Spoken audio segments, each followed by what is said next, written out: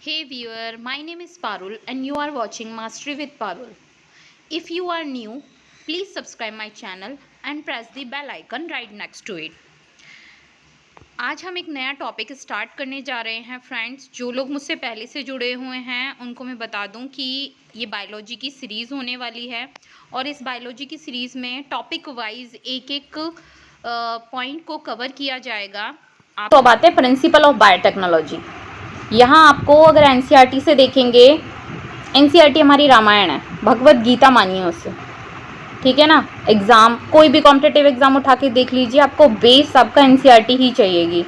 तो यहाँ पर दो प्रिंसिपल दिए हैं, एक तो जेनेटिक इंजीनियरिंग और एक केमिकल इंजीनियरिंग, ठीक है। तो फर्स्ट हम जेनेटिक इंजीनियरिंग की बात करते हैं। ये सिलेबस में कूट कूट के भरा हुआ है, तो इसको टॉपिक को छोड़ना नहीं है, ओके। तो इसमें क्या बनाया गया है फ्रेंड्स, रिकॉम्बिनेंट डीएनए टेक्नोलॉजी, ठीक है। अब रिकॉम्बिनेंट डीएनए टेक्नोलॉजी का यूज़ कैसे किया गया है, यानी मॉडिफाई इन जीनोम, किसमें जीनोम में मॉडिफिकेशन किया गया है, या फिर ये कह सकते हैं कि change in the chemistry of genetic material, DNA या आरएनए। जो डीएनए आरएनए यानी जेनेटिक मटेरियल है उसमें ही चेंज कर दिए गए। अब जब चेंज कर दिए गए, ठीक है ना, जब उसी में आपके जेनेटिक मटेरियल में चेंज किया गया, उसको अब होस्ट में इंसर्ट करा दिया जाएगा, होस्ट ऑर्गेनिज्म में उसको इंसर्ट करा दिया जाएगा, जैसे यहाँ दिखाया गया है, ठीक है। अब ये कोई होस्ट ऑर्गेनिज्म है, उसको हमने, तो भैया जीन के इंजीनियर ही तो हैं। जेनेटिक इंजीनियर कौन है भैया, जीन के इंजीनियर हैं, वो जीन लेवल पे इंजीनियरिंग कर रहे हैं। और फिर जब उसमें काटा पीटी करके उसमें इंसर्ट करा दिया आपका जीन, डीएनए आरएनए में ही चेंज करा दिया जो हमें चाहिए था, फिर उसको होस्ट में इंसर्ट करते हैं। अब उससे उस होस्ट की फिनोटिपिक चेंजेस आ जाते हैं उसमें। फिनोटिपिक यानी कि एक्सटर्नल मॉर्फोलॉजी में ही, एक्सटर्नल फिनोटाइप माने क्या होता है, आपका बाहरी, जैसे मैं आपका आँख नाक कान देख पा रही हूँ, बट मैं जीनोटाइप क्या होता है, जो जेनेटिक लेवल पर जाकर नहीं देख सकती ना, ठीक है। तो एक्सटर्नल मॉर्फोलॉजी में चेंज आ जाते हैं, किसमें, होस्ट की, ओके। इतनी बात क्लियर हो गई। क्या बताया मैंने, रिकॉम्बिनेंट डीएनए टेक्नोलॉजी में मॉडिफिकेशन होता है जीनोम में, यानी कि जेनेटिक मटेरियल में, और उसको जब चेंज कर लेते हैं तो होस्ट ऑर्गेन में इंसर्ट कराया जाता है, और उससे क्या होता है कि फिनोटिपिक रेशो में चेंजेज आ जाते हैं, फिनोटाइप टाइप जो है उसका चेंज हो जाता है होस्ट का। Got it. तो नेक्स्ट पे मूव करेंगे। इसमें क्या है आपका, bioprocess chemical engineering. Bioprocess chemical engineering में आप देखेंगे मेंटेनेंस ऑफ स्टेराइल कंडीशन। अब ये स्टेराइल कंडीशन क्या होती है, यानी ऐसी कंडीशन बना दी जाती हैं जो कंटेमिनेशन फ्री हो। कैसा कंटेमिनेशन, माइक्रोबियल कंटेमिनेशन फ्री हो, ठीक है।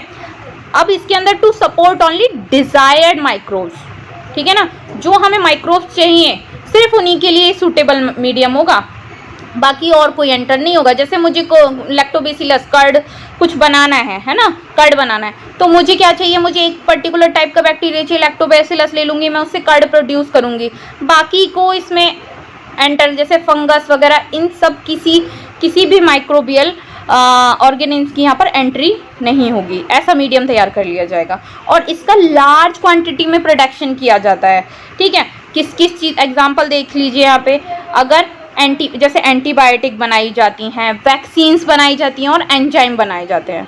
इतनी बात क्लियर हो गई। ये सारे प्रोडक्ट किससे बनाए जा रहे हैं, आपके केमिकल इंजीनियरिंग के थ्रू। एक बार और रिपीट कर लेते हैं, क्या बताया मैंने। सबसे पहले एक मीडियम तैयार किया जाता है जो कि स्टेराइल कंडीशन होती हैं जिसमें, और यहाँ सिर्फ डिजायर्ड माइक्रोब्स की एंट्री होगी, ठीक है। और उसको लार्ज क्वांटिटी पे हम क्या करते हैं, ग्रो कराते हैं। अब जब आप इस नोट्स से पढ़ेंगे ना, आप कहेंगे मैडम क्या आपने मतलब बिल्कुल लर्न करा दिया।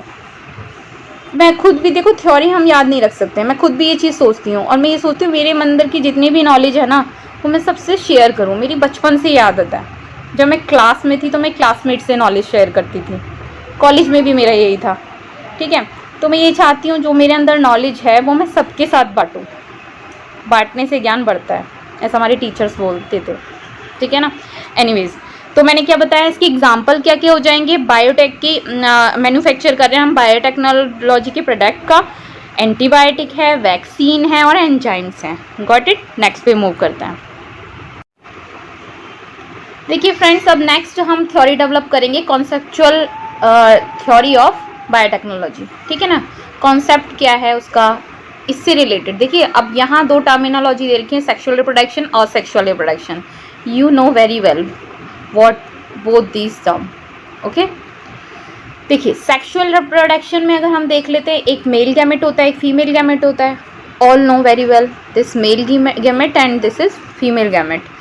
अब जब मेल और फीमेल का फ्यूज़न कराया जाता है तो प्रोजेनी डेवलप होती है और एक न्यू कॉम्बिनेशन बनता है, ठीक है ना, क्योंकि मेल के कैरेक्टर अलग होते हैं और फीमेल के कैरेक्टर अलग होते हैं। तो जब दोनों का आपस में इंटरब्रीड कराया जाता है, क्रॉस कराया जाता है, तो एक नई प्रोजेनी डेवलप हो जाती है और उसमें वेरिएशन देखने को मिलती हैं जिसके, यानी सेक्सुअल रिप्रोडक्शन जो है असेक्सुअल के कंपैरिजन में मोर बेनिफिशियल है उसको, ठीक है। तो इसका एडवांटेज भी ज़्यादा है। क्यों? वेरिएशन डेवलप हो रही है, नया कैरेक्टर डेवलप हो रहा है, सेम स्पीसीज नहीं जा रही। अब asexual means a means not, हमेशा ध्यान रखिए, जहाँ अ लग रहा है उसका मीन्स क्या हो जाता है? नॉट। और सेक्सुअल जिसमें सेक्स गैमेट इन्वॉल्व ही ना हो, ऐसा रिप्रोडक्शन जिसमें सेक्स गैमेट इन्वॉल्व ही ना हो, तो वो असेक्सुअल रिप्रोडक्शन कहलाता है। प्रिजर्व जेनेटिक इन्फॉर्मेशन, इसमें सेम ही, यानी फर्स्ट स्पीसीज में जो जेनेटिक इन्फॉर्मेशन है वो नेक्स्ट लेवल तक वही सेम आती चली जाएगी, ठीक है। तो सेक्सुअल रिप्रोडक्शन जो है वो मोर बेनिफिशियल है, क्योंकि इससे क्या होता है, जो सेम सपोज करो सेम वैरायटी है, सेम पर्सन है दोनों, यानी कि सेम इंडिविजुअल के दो प्रोजेनी डेवलप हुई। अब उनके अंदर आप करेक्टर देखिए, आपका बड़ा भाई और आपका छोटा भाई, वो क्या सेम होते हैं? नहीं होते। हर एक इंडिविजुअल में वेरिएशन देखने को मिलता है। तो वो किस कारण से हो रहा है? वो सेक्सुअल रिप्रोडक्शन के कारण से हो रहा है। इतनी बात समझ में आई? नेक्स्ट पे फ्रेंड्स देखिए, इतनी मेहनत से मैं आपके लिए वीडियो बना रही हूँ, आपसे ये रिक्वेस्ट ज़रूर है कि कमेंट ज़रूर कीजिएगा और लाइक ज़रूर कीजिएगा वीडियो को। आप खुद देखेंगे कि आप इस चैप्टर को पढ़ने के बाद अपने आप में कितना डेवलपमेंट फील करेंगे। आपको लगेगा आज मैंने कुछ अच्छा पढ़ा है, ठीक है ना, आपके अंदर अपनी एक पावर डेवलप होगी। चलिए ट्रेडिशनल हाइब्रिडाइजेशन पढ़ लेते हैं। ट्रेडिशनल हाइब्रिडाइजेशन मीन्स पहले जो पुराने ज़माने के लोग होते थे, जैसे आप मान लो आपके दादाजी परदादाजी की बात कर लेते हैं, तो वो दादाजी परदादाजी क्या करते थे? दो स्पीसीज़ को लाके उनके बीच में क्रॉस करा देते थे। ये ट्रेडिशनल हाइब्रिडाइजेशन के अंदर आ रहा है, जैसे प्लांट और एनिमल ब्रीडिंग करा दी, ठीक है। लेकिन क्या हो रहा है, सपोज करो यहाँ हमने क्या ले लिया, यहाँ एक अच्छी वैरायटी का पर्सन ले लिया जिसके बीच में हमने क्रॉस कराया हुआ है, ऐसी बना लो, ठीक है, और एक दूसरी अच्छी वैरायटी की हमने फीमेल गर्ल ले ली, दोनों के बीच में हमने क्रॉस करा दिया। अब क्या होगा, ये दोनों ही क्या हैं, ये अपने, ये जो मेल है इसमें भी अपने अच्छे कैरेक्टर हैं सारे, यानी ढूंढ के लाए हैं, जैसे कहते हैं ना लड़का बिल्कुल ढूंढ के निकाला है। ट्रेडिशनल मेथड की बात हो रही है, लड़का एकदम ढूंढ के निकाला है। तो ये जो लड़का है ये भी बड़ा ढूंढ के निकाला गया, और ये जो लड़की है लाखों में एक लेके आए हैं। अब जब इन दोनों के बीच में क्रॉस कराया तो क्या होगा, जो इनकी प्रोजेनी डेवलप होगी वो भी एकदम A1 होगी। होगी या नहीं होगी? होगी, डेफिनेटली होगी। इनकी जो प्रोजेनी होगी वो A1 होगी, ठीक है, यानी कि खूब अच्छी होगी। A1 का मीन्स, अब देखिए क्या ये मेथड काफ़ी है? ऐसा तो है, आपने डिजायर्ड, जैसे आप कोई टॉल, आपको कहते हैं ना, जैसे लंबी बहू देख रहे हैं कोई, तो लंबी बहू देखते हैं, कहते हैं ना शादी के लिए आते हैं तो पहले एज्यूम कर लेते हैं कि हाँ भाई लंबी बहू लेनी है, तो वो खड़ा वड़ा करके देखते हैं कि भाई खड़े हो जाइए, बहू कोई बोल देते हैं खड़े हो जाइए ज़रा, इनके साथ लग के देखिए छोटी तो नहीं है। क्यों ढूंढ रहे हैं वैसा करेक्टर? ताकि जो नेक्स्ट जनरेशन आए उसमें भी सेम करेक्टर जाए, बौने बच्चे पैदा ना हो, ठीक है ना।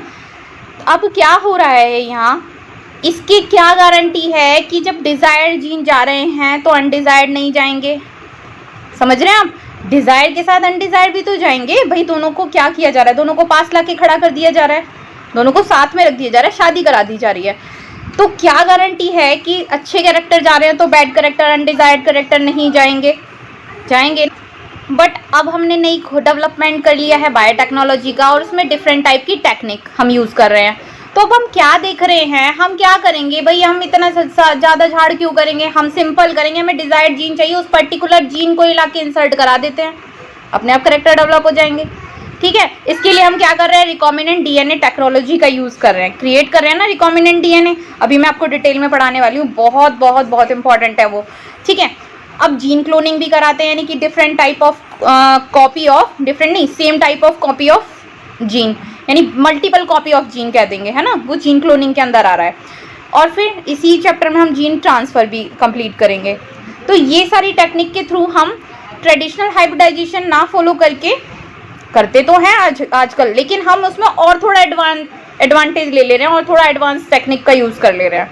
तो हमें डिज़ायर्ड जीन के अकॉर्डिंग हमारे जो इंडिविजुअल डेवलप होगा वो और एडवांस हो जाएगा। अब